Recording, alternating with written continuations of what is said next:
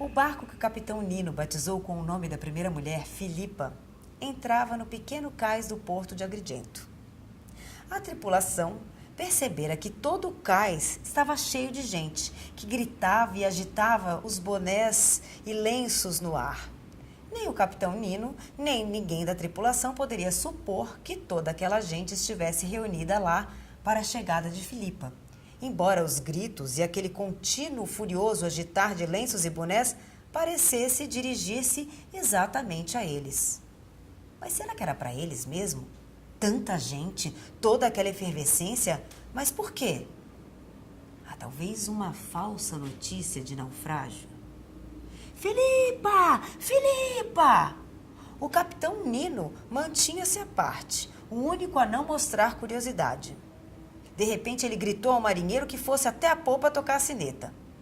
Poxa, ele navegara a vida inteira profundamente absorvido no infinito poder de Deus, que devia ser sempre respeitado em qualquer situação, mas ele não podia suportar a gritaria dos homens. Ao ouvir o som da sineta, ele tirou o boné, fez o sinal da cruz e estava a ponto de iniciar a prece de agradecimento quando a tripulação lançou-se sobre ele com expressões de furor, risos e gritos de maluco. Capitão Nino, a dona Filipa, a sua mulher, a dona Filipa, viva, voltou. O capitão permaneceu a princípio meio que perdido e procurou assustado nos olhos dos outros a quase certeza de que podia acreditar naquela notícia sem enlouquecer. Mas pera, que estão dizendo? Como voltou? Viva? Como? Voltou de onde? Quando? E sem se dar conta, em meio à confusão, o capitão Nino foi levado ao cais, sendo informado sobre aquela volta milagrosa da mulher ressuscitada, que havia 3 anos, ao dirigir-se a Tunis para visitar a mãe moribunda, fora considerada morta no naufrágio do vapor juntamente com outros passageiros. Mas não, pelo contrário, ela não havia morrido, não. Ficara na água 1 dia e 1 noite, agarrada na tábua. Depois foi salva por um navio russo que se dirigia para a América. Mas, enlouquecida pelo trauma, ficara na América 2 anos e 8 meses, louca, num manicômio. Mas depois curada, com a ajuda do consulado, voltara à cidade havia 3 dias. O capitão Nino, diante dessas notícias que vinham de todos os lados, batia continuamente as pálpebras sobre os olhinhos estrábicos. Seu rosto todo tremia, convulso, como que picado por alfinetes. 2 esposas, hein, capitão Nino? Que alegria! Esse grito o tirou do atordoamento e olhou com desprezo aquela multidão que gozava o espetáculo de um homem que vinha encontrar em terra 2 mulheres. O embaraço era maior ainda, porque aquelas 2 esposas eram irmãs, inseparáveis, até quase mãe e filha entre si. Sendo a mais velha, Filipa, que depois de se casar com ele, levara Rosa para morar com ele, e ele acolhera Rosa como uma filha também.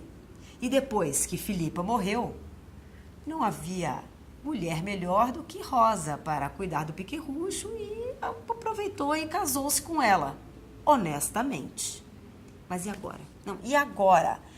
Filipe encontrou Rosa casada com ele e grávida. Gente, grávida de 4 meses. Não era engraçado, né? Um homem assim, entre 2 mulheres, entre 2 irmãs, entre 2 mães. Ah, meu Deus, lá estão elas, as duas no cais, lá está Filipa, lá está ela, viva. Filipa acena para ele com o braço, para lhe dar coragem, e com o outro aperta a Rosa entre o peito. A pobre, grávida, toda trêmula, que chora e se consome de dor e de vergonha, entre os gritos e risos e aplausos, o agitar de bonés de toda aquela multidão à espera. Não, gente, o capitão teve vontade de se jogar no mar, de fugir para longe e nunca mais voltar, mas sentiu que não podia se revoltar diante daquela violência do acaso. Encontrou-se pouco depois, entre os braços, sobre o peito da mulher morta, que era um mulherão ossudo, de rosto moreno e forte. Mas quando ela o libertou e empurrou para a Rosa, que abria como 2 lagos de lágrimas os grandes olhos claros, e ele, de tanta vergonha e desprezo, tomou o menino nos braços e pôs-se a caminho de casa gritando: Andiamo, para casa, para casa! As duas mulheres o seguiram e todo o povo pôs-se a andar, atrás, na frente, ao redor, com um grande alarido. Filipa abraçava a irmã e a protegia dos gracejos e comentários da multidão, dizendo: Mas não chora, bobona, não chora, o pranto lhe faz mal. Vamos em frente, coragem. Por que está chorando? Se Deus quis assim, há remédio para tudo. Deus nos ajudará. E gritava o mesmo para a multidão e acrescentava: Não tenham medo, nem escândalo, nem guerra, nem inveja, nem ciúme. Seja o que Deus quiser. Somos gente de Deus. Quando chegaram em casa, todos pararam diante da porta, esperando o que aqueles três iriam decidir fazer. Não, mas como se fosse assim, um problema para ser resolvido em 2 minutos. Nem o capitão, nem a mulher grávida tinham fôlego para se revoltar, pois a opressão daquela multidão era para eles a opressão das suas próprias almas. Mas Filipa chegou na porta e gritou: meus senhores, ainda, que desejam? Viram, riram, não chega? Deixem-nos pensar agora, vocês não têm casa, não? Agredidas dessa maneira, as pessoas se retiraram, mas muitos ficaram espiando de longe. Não, a curiosidade era maior ainda porque a honestidade, o escrúpulo e o temor de Deus do capitão e daquelas duas irmãs eram bem conhecidos por todos. Não, e provaram, deixando aberta durante toda a noite a porta da sua casinha. Aqueles que ficaram espiando de longe puderam ver, primeiramente, os 3 sentados na mesa com o menino jantando. Depois, as 2 irmãs rezando. Depois, a mais nova, Rosa, com o menino dormindo ao fundo na cama. E Capitão Nino e Filipa conversando à porta. No dia seguinte, o Capitão Nino e Dona Filipa, sem dar explicação a ninguém, foram procurar um quartinho para alugar. Encontraram quase no fim da cidade, na rua que vai dar no cemitério. Mandaram transportar para lá uma pequena cama, uma mesinha, 2 cadeiras e quando a noite caiu, para lá acompanharam Rosa e o menino e ambos juntos voltaram para casa. Levantou-se então em toda a cidade um coro de comiserações por aquela coitada, tão sacrificada, posta assim, de lado, sem mais nem menos, lançada fora, sozinha. E naquele estado, pensem, naquele estado.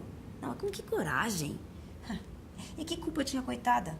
Sim, a lei exigia isso, mas que lei era aquela? Lei bárbara. Não, por Deus, não era justo, não era justo. E no dia seguinte, a multidão revoltada foi cobrar satisfações do Capitão Nino, que se preparava para a próxima viagem. Não, deixe-me em paz. É assunto meu. Cada um com a sua consciência, meu senhor. Coisas de família, ninguém tem nada com isso. Só Deus, e basta. Durante a sua ausência, porém, as 2 irmãs voltaram para casa juntas. Calmas e amorosas, ocuparam-se com os trabalhos domésticos e com o menino.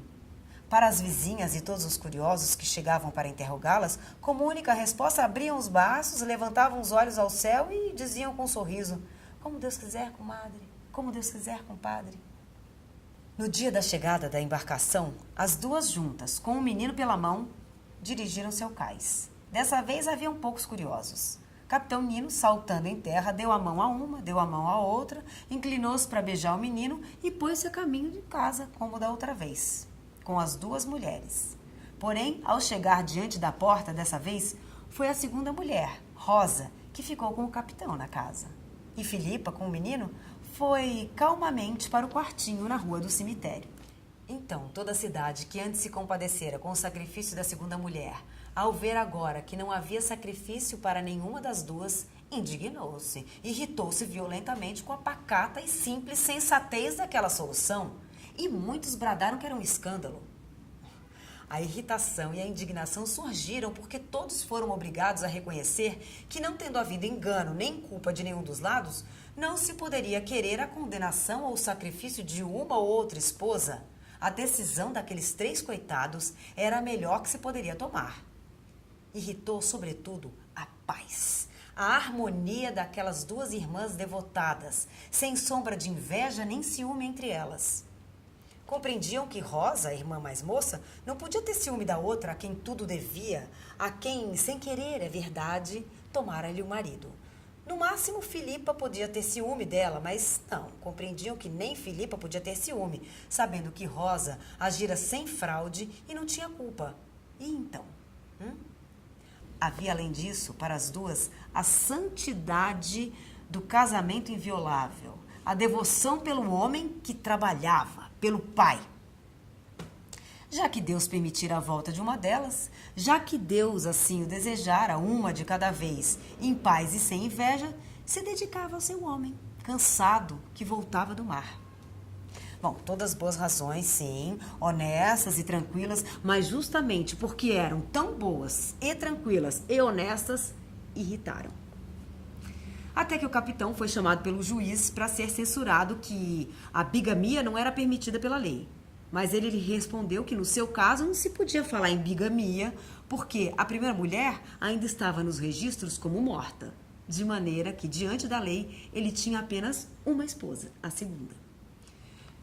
Além disso, acima da lei dos homens, senhor juiz, há a lei de Deus, a quem eu sempre me ative obediente.